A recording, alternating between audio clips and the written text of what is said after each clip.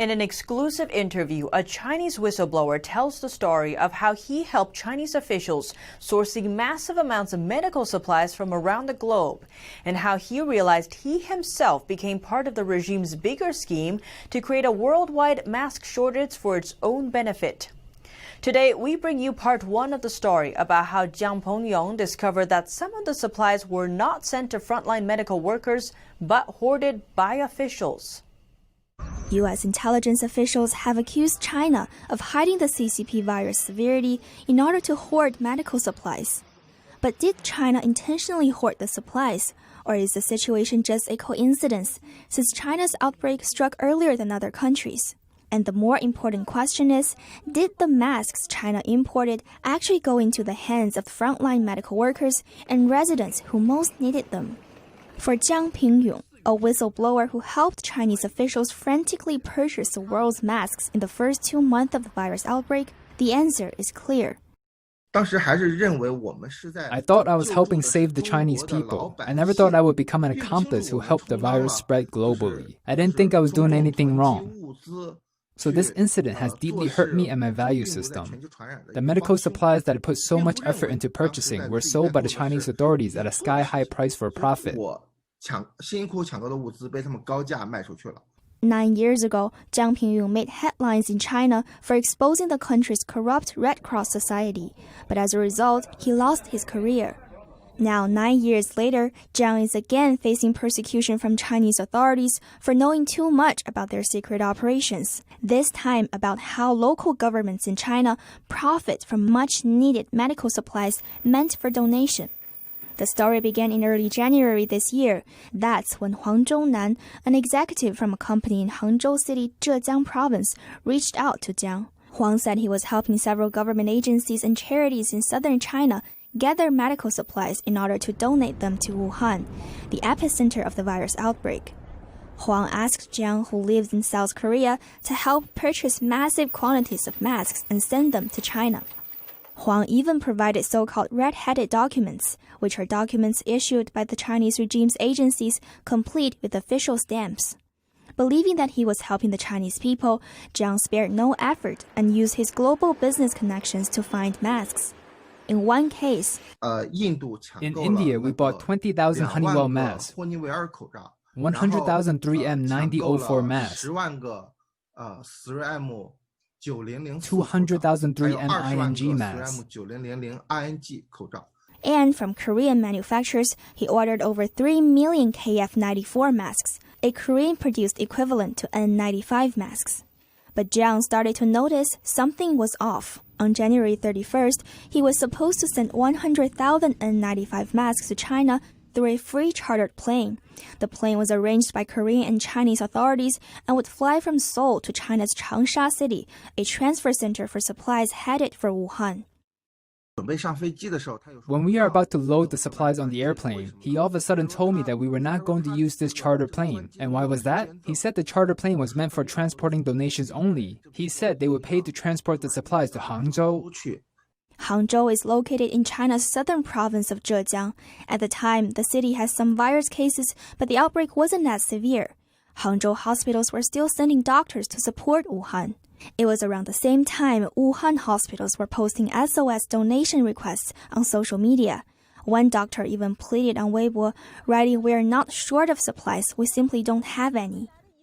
So why would Chinese authorities want the supplies sent to Hangzhou instead of Wuhan? Jiang explained that would be odd unless the supplies weren't actually meant for donation. The same reason they avoided the free chartered plane. It would be really hard for them to get back or steal back the supplies once they were donated to Wuhan. Jiang later realized after speaking with friends and acquaintances that he wasn't the only one who met with the odd situation. Many overseas Chinese people told him that their donations didn't actually reach the most infected areas as officials claimed they would. As far as I know, people in Australia, Japan, the US, and Canada have been deceived.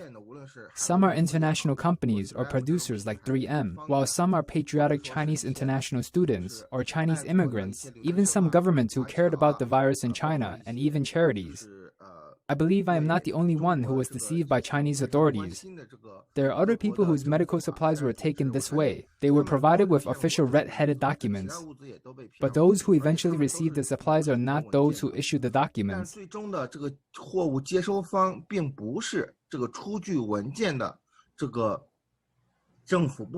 That's when Jiang realized that the local agencies may have taken advantage of their power to use red-headed documents, as well as the kindness of Chinese immigrants, overseas governments, and charities. They bought the supplies at an extremely low cost and even for free, and instead of donating them. So this whole thing is just operating under false pretenses. In the name of gathering donations, they hoarded medical supplies and then sold them at a much higher price in order to profit.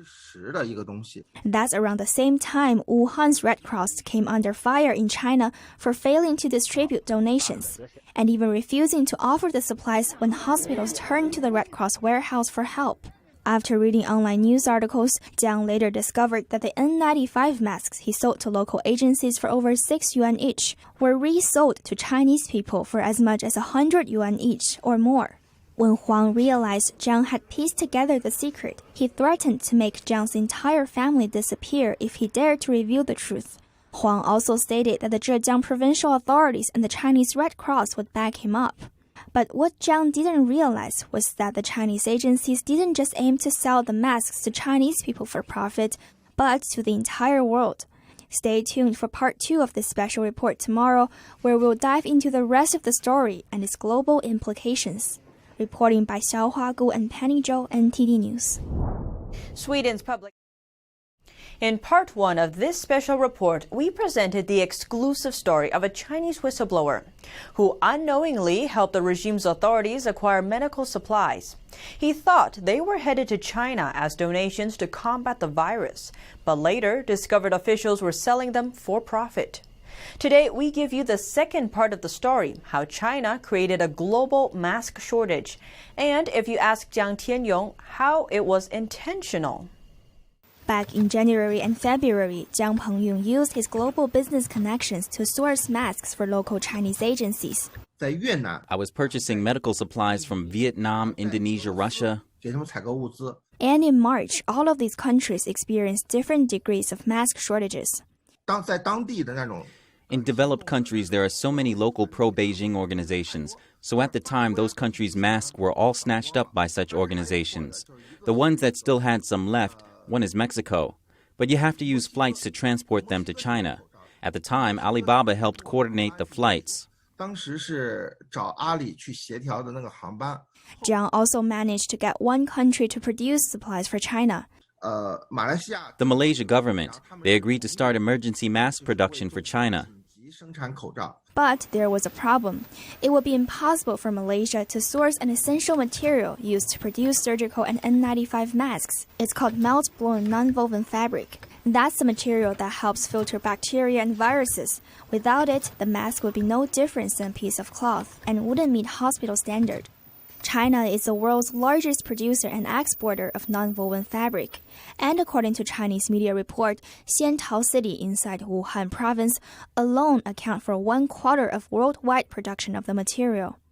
But then something strange happened. On February 3rd, city officials in Xiantao shut down all but 10 nonwoven fabric factories. There are over 200 of them in the city. That was at a time when protective gear was in such short supply that frontline workers in Chinese hospitals were seen using plastic office folders to protect themselves. Officials claim they opened more factories later, but locals told media that the majority of the factories remain idle. Chinese media outlets cited concerns over infection among workers as a reason for the shutdowns, but Jiang disagreed. What's really weird is the Chinese government did not agree to export the raw material to produce nonwoven fabric to these countries either. That is to say, China is not in short of masks. What they wanted was other countries' supply of N95 masks that were meant for medical workers. He said the Chinese authorities created the shortage on purpose. China just wants to monopolize these N95 masks throughout the world. Later, your doctors won't be able to help infected patients due to lack of protective gear, and it will accelerate the spread of the virus in your country. At that time, you'll need to look to China for help and buy the masks you once donated at a high price. This is the regime's most vicious trick. Then, Jiang said, China would have the leverage to ask for political favors from other countries in exchange for masks. That way, the regime could further expand its global influence. You'd have to recognize China's leadership. You'd have to be China's subordinate.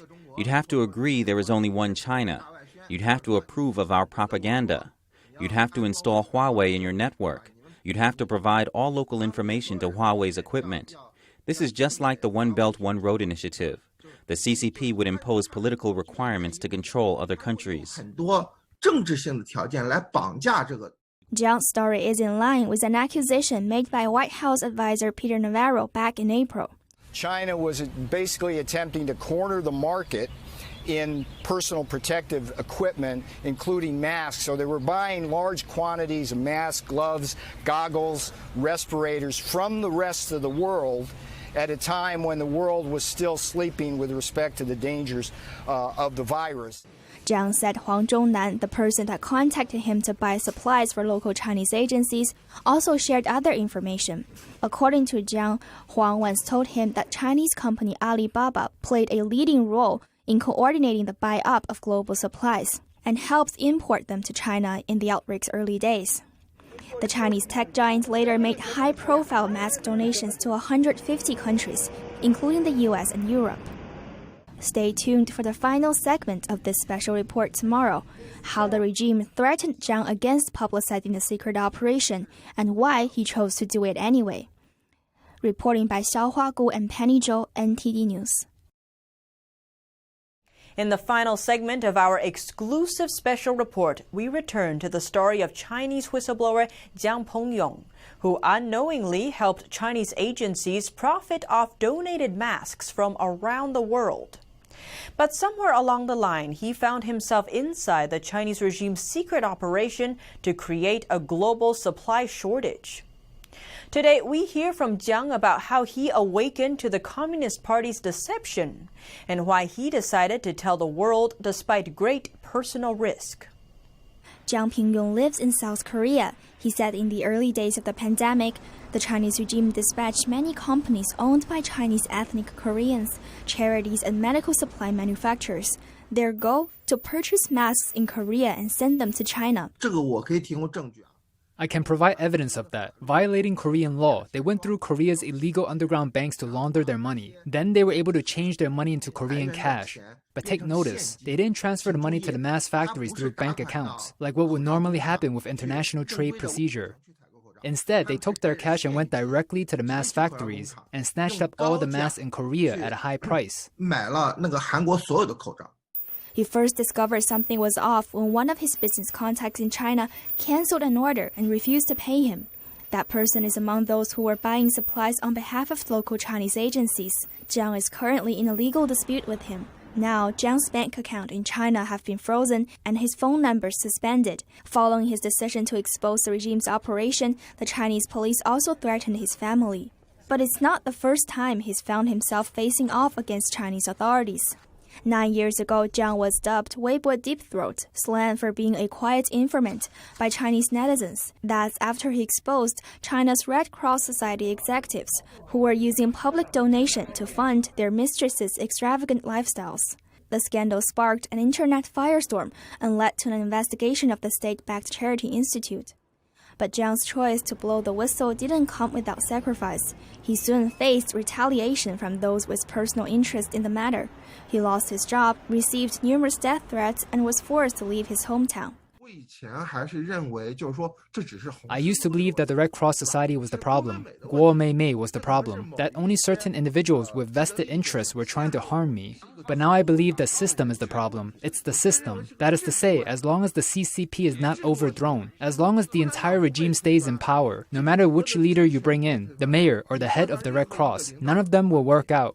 The system is corrupted to a degree that's past the point of no return. Through his business contact in China, Jiang learned that in early January, the virus has already spread outside of Wuhan to the city of Hangzhou and Wenzhou, and then from Wenzhou to Italy and other European countries. Knowing that, the Chinese regime started its plan to source masks and medical supplies from around the world. Reporting by Xiao Huagu and Penny Zhou, NTD News. Chinese authorities have